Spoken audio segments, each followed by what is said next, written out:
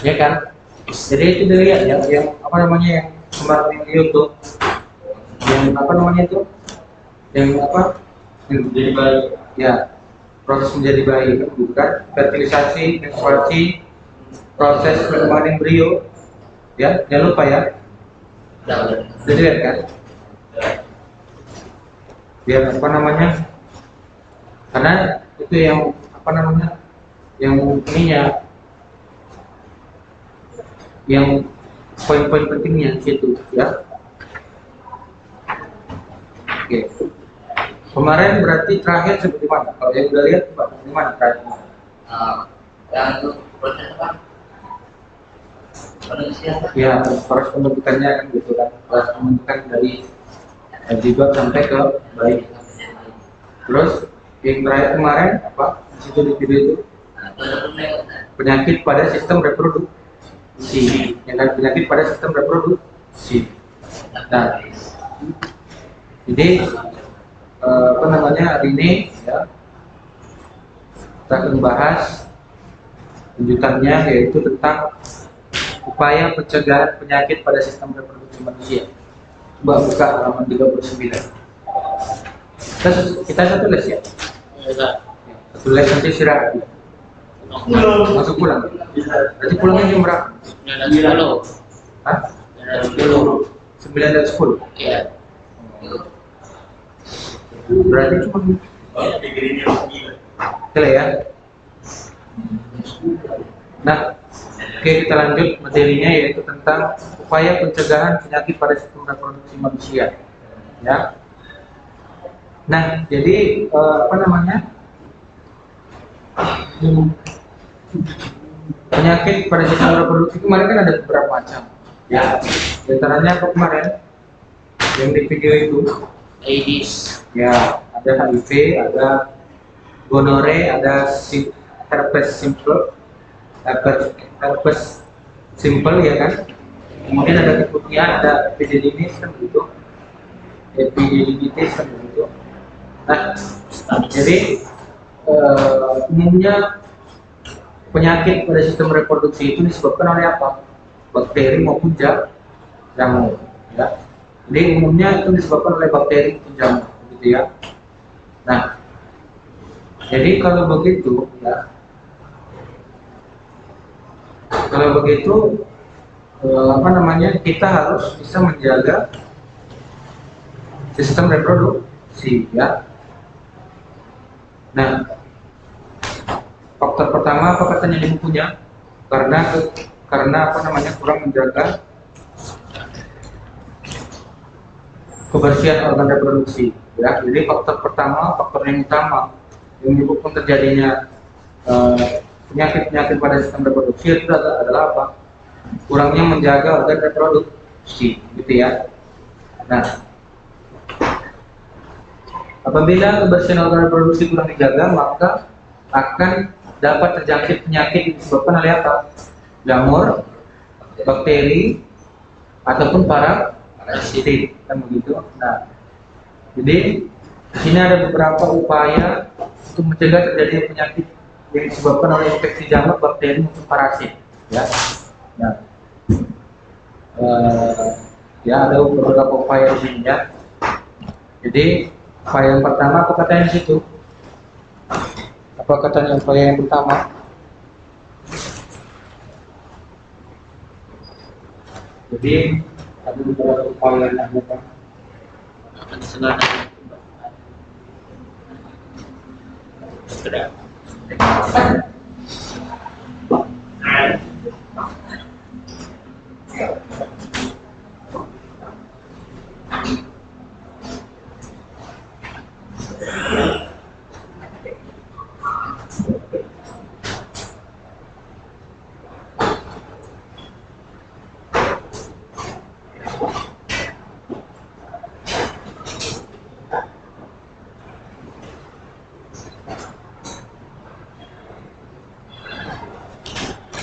Yang pertama apa katanya itu?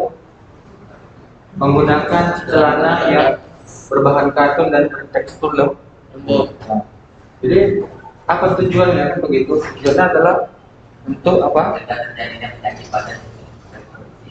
Ya, fungsinya agar dapat menyerap keringat, kan begitu? Menyerap keringat dan juga apa namanya tidak bersifat panas. Nah, jadi kan kalau misalkan kita beraktivitas kan kadang mengeluarkan keringat begitu. Nah, jadi kalau berkeringat otomatis di situ ada bakteri maupun ada jamur. Kalau dia apa namanya setelah beraktivitas kan begitu. Nah, jadi tujuannya bahan yang lembut tadi ya, itu apa tujuannya?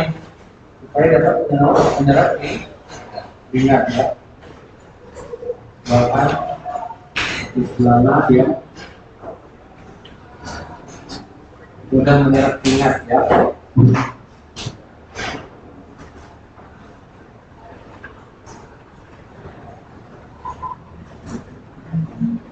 Kemudian yang kedua apa? Yang kedua apa katanya? Yang kedua adalah biasakan membilas dengan bersih organ reproduksi. Ya, jadi setiap kali buang air kecil maupun buang air besar. Karena kan apa namanya di dalam ini, di dalam sunnahnya kan ada juga kan, bahwasannya setiap buang air kecil harus apa? Istinja kan begitu. Nah, jadi di sini biasakan apa? Biasakan membersihkan apa? Organ reproduksi setelah apa? Setelah buang air kecil ya, buang air kecil maupun buang air besar ya. Nah itu.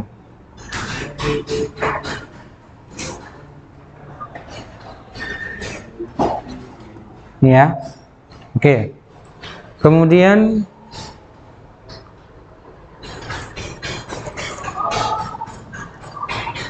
mengganti celana dalam 2-3 kali sehari. Nah, jadi minimal sekali lah ya. Mengganti celana dalam itu minimal 1 kali sehari ya. Di sini mengganti celana dalam minimal berapa kali katanya tadi? Ya, ini di bukunya tadi kan 2-3 kali ya kan? 2-3 kali sehari. Ya, ini minimal berapa kali lah? Minimal sekali lah ya. Minimal 1 kali sehari. Nah, ini kelihatannya sepele, tetapi dalam kehidupan sehari-hari apa namanya nggak banyak yang mempraktekkan kan begitu. Kadang menggunakan sampai beberapa hari itu nggak boleh ya. Jadi harus dicuci dan diganti setiap hari. Karena apa namanya bakteri dan jamur itu dia hidup di tempat yang kotor kan begitu. Makanya harus diganti setiap hari ya. Nah, itu ya. Kemudian apa namanya bagi perempuan apa di situ katanya? Apabila bagi perempuan apa? Bagi perempuan setelah menstruasi bagaimana? Oh, ini. Oh, yang D dulu ya, yang D coba lihat. Memotong rambut yang ada di daerah organ reproduksi apabila sudah panjang. Nah, itu juga salah satu sunnah ya kan? Memotong rambut di apa namanya di organ reproduksi apabila sudah panjang, itu ya. Itu termasuk sunnah ya kan? Supaya apa? Supaya tidak menjadi sarang kuman, ya. Jadi di sini memotong rambut ya yang ada di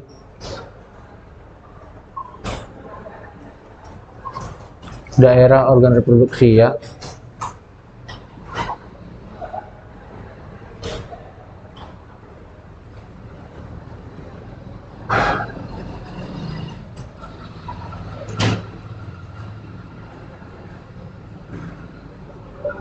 Apabila sudah panjang. Kemudian bagi perempuan, apabila mengalami menstruasi ya, apabila sedang mengalami menstruasi, maka gantilah pembalut secara terus menerus atau sesering mungkin ya kan. Bagi perempuan apabila menstruasi,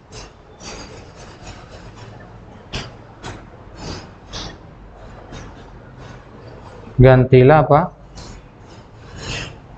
pembalut sesering mungkin. Nah,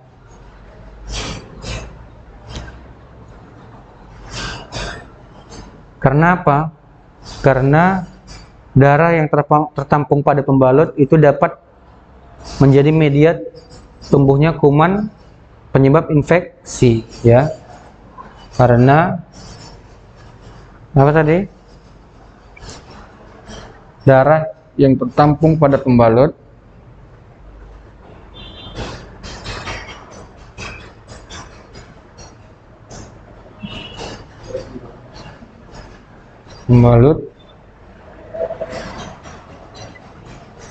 dapat menjadi apa?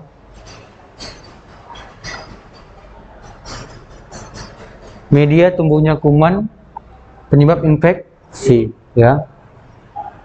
Media tumbuhnya kuman penyebab infeksi.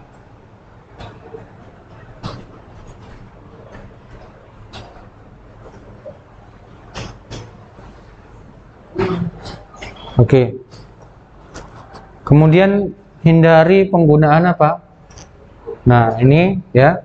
Ada namanya hindari penggunaan sabun pembersih pada daerah kewanitaan. Sabun pembersih secara terus menerus begitu ya. Nah, intinya sabun pembersih, tahu sabun maksudnya sabun pembersih lah, sabun yang biasa kita gunakan. Nah, itu nggak boleh secara terus menerus digunakan di organ reproduksi. Kenapa? Karena itu senyawa kimianya itu ya. Itu kalau misalkan sering terus menerus ya, itu dia sifatnya panas. Nah, jadi kalau sifatnya panas itu kan, dia itu bisa menyebabkan iritasi pada kulit. Tahu ya, iritasi. Jadi bisa menyebabkan kalau udah iritasi nanti luka. Nah, itu dia. Kalau udah luka otomatis bagaimana? Ya, membekas kan begitu. Kalau luka nanti bisa ditumbuhi oleh apa? Bisa ditumbuhi oleh jamur atau bakteri, bisa nanti menyebabkan yang lain-lainnya seperti itu ya.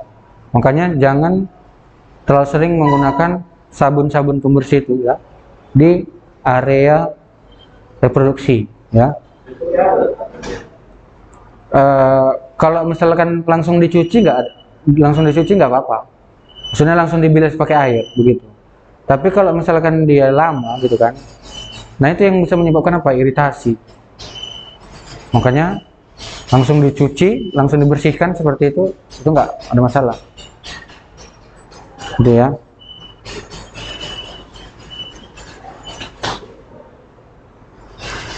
Oke, nah itu ya.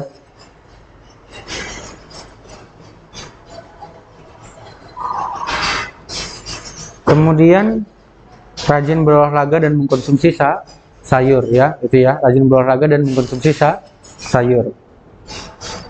Oke, itulah ya beberapa penyakit pada sistem reproduksi. Beberapa cara untuk mencegah penyakit pada sistem reproduksi. Nah, jadi di sini selain faktor jamur dan bakteri, ada juga faktor pergaulan bebas dan juga penggunaan narkoba ya. Itu juga dapat menyebabkan apa?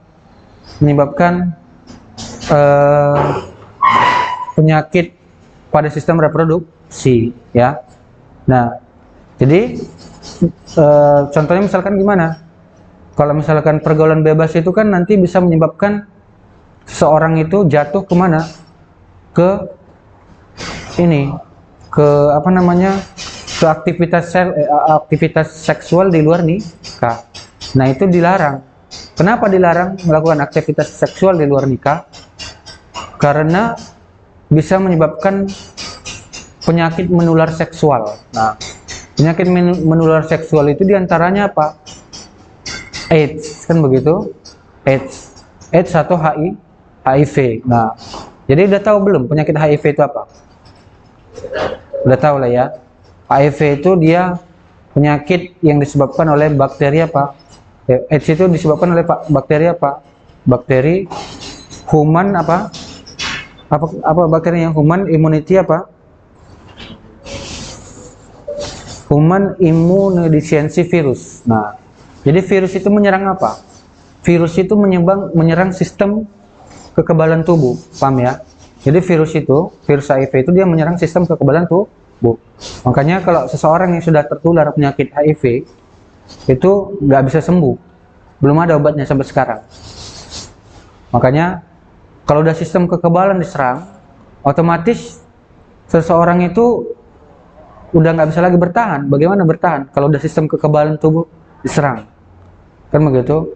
Nah, makanya orang tersebut dia lama-lama kurus, dagingnya tidak ada, ya kan? Kan begitu kan? Orang yang terkena HIV kan begitu. Lama-lama dagingnya nggak ada lagi, tinggal tulang, akhirnya meninggal. Nah, kasusnya udah pernah apa namanya, di kampung Ustadz ada yang udah pernah kena itu. Jadi Ustadz udah tahu bagaimana penyakit itu, ya. Jadi dia dulu terkena bapaknya, ya kan? Kemudian setelah bapaknya meninggal, ya, itu anaknya tertular. Nah, anaknya juga meninggal. Jadi begitu, ya. Dan diduga bapaknya itu terkena penyakit itu karena dia apa namanya, sering melakukan aktivitas seksual di luar nikah.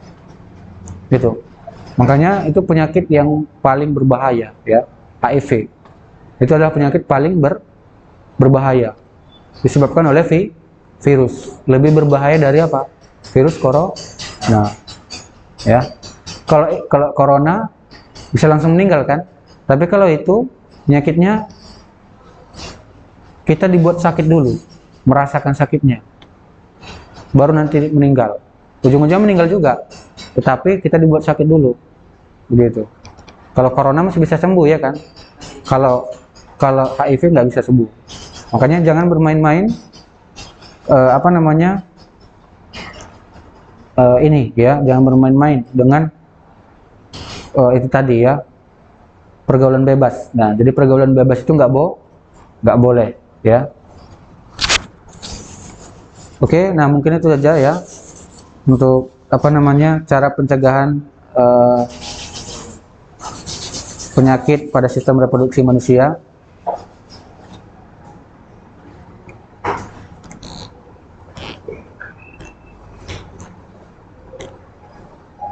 Nah, di sini juga ada katanya apa di bukunya, kamu juga dapat mengadakan acara diskusi kesehatan reproduksi dengan mengundang para dokter dan narasumber yang memahami tentang HIV atau AIDS. Nah, jadi memang AIDS itu memang penyakit yang sangat berbahaya, ya, yang paling berbahaya, gitu.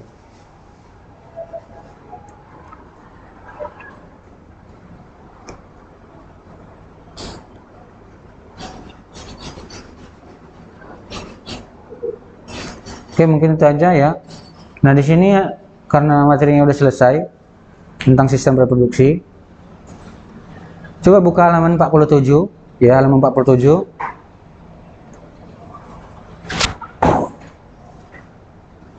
Halaman reproduksi, halaman 47 ya. Di situ ada soal-soal ya, ada 10 soal ya. Nah, coba dikerjakan.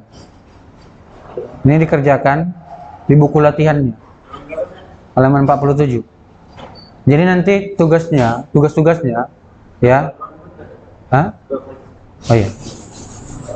Nah, jadi tugas-tugasnya ini akan kita periksa minggu depan. Ya. Sekalian ini nanti kita periksa minggu depan halaman 47 nomor 1 sampai 10 dan juga bagian B nomor 1 sampai 5. Ya. Bisa ya dikerjakan ya. Nomor 1 sampai 10 dan juga nomor 1 sampai 5. Ini dikerjakan di buku latihan. Karena kemarin kan Ustaz bilang harus ada buku catatan sama buku latihan ya kan. Jadi dikerjakan di buku latihan ya, halaman 27 sampai 49. Nah. Oke ya. Paham ya?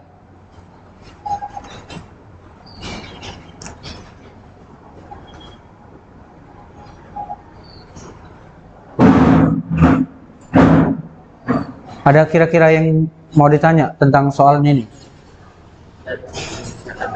Ya. Ada kira-kira yang mau ditanya tentang ininya, soalnya? Bagian, coba kita lihat nomor 1 ya. Nomor 1 ya. Ya, waalaikumsalam. Oke, nomor 1. Oh, atau nomor ini aja lah. Yang susah aja ya. Coba nomor 9. Apa jawabannya? Nomor 9. Apa jawaban nomor 9?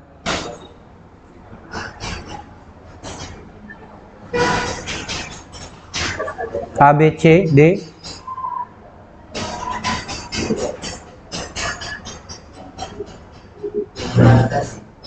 Hah?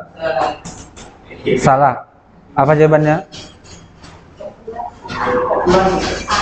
Salah. Nah, jawabannya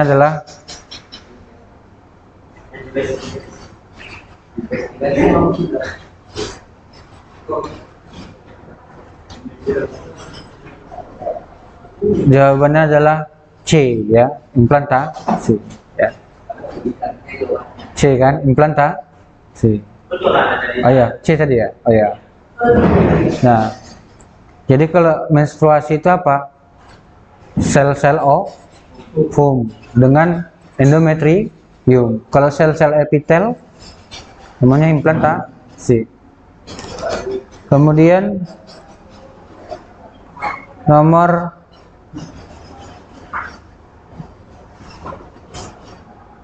8 apa jawabannya? Berikut ini yang langsung terbentuk setelah proses fertilisasi adalah zigot ya. Oke ya, jadi nanti itu dikerjakan di buku latihan ya. Bisa ya? Yang B10 yang B juga yang B. Yang B juga Ustaz? Ya, yang B juga di buku latihan ya. Minggu depan kita bisa periksa ya. Kalau bisa dikerjakan sekarang dikerjakan. Dikerjakan sekarang. Tapi waktunya udah habis ya. Pilah ya. Bisa ada waktunya kan? Udah habis ya. Jam 19. Ya. Soalnya nggak usah ditulis, langsung dibuat aja jawabannya. Ya. Tetapi ini apa namanya? Yang bagian 2 itu dibuat misalkan jelaskan proses terjadi menstruasi pada hormon yang berperan. Nah, dibuat nanti proses menstruasi dan hormon yang berperan, dibuat kata-katanya gitu ya. Kata-kata permulaannya. Oke, demikianlah pembelajaran hari ini ya. Semoga bisa dimengerti. Assalamualaikum warahmatullahi wabarakatuh.